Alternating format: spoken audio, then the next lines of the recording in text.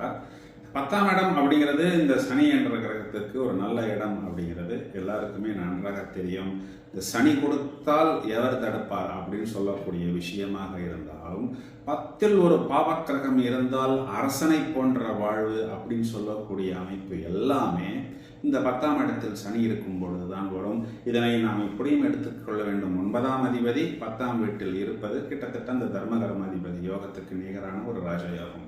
மிதுனராசிக்காரர்களுக்கு இந்த சனி என்ற கிரகம் நமக்கு நல்லதுதான் செய்யும் என்பது நன்றாக தெரியும். ஆனால் ராசியில் இருக்கக்கூடிய குரு நமக்கு ஜென்ம குருவாக இருக்கிறதே, அதனால நம்ம எங்கேயாவது தவறான ஒரு வழியில போய் இன்வெஸ்ட் பண்ணி விடுவோமோ, தவறான விஷயங்கள்ல போய் மாட்டிக்கொள்வோமோ அப்படிங்கிற மாதிரி ஒரு பயம், ஒரு டென்ஷன் இருந்து கொண்டிருக்கிறது.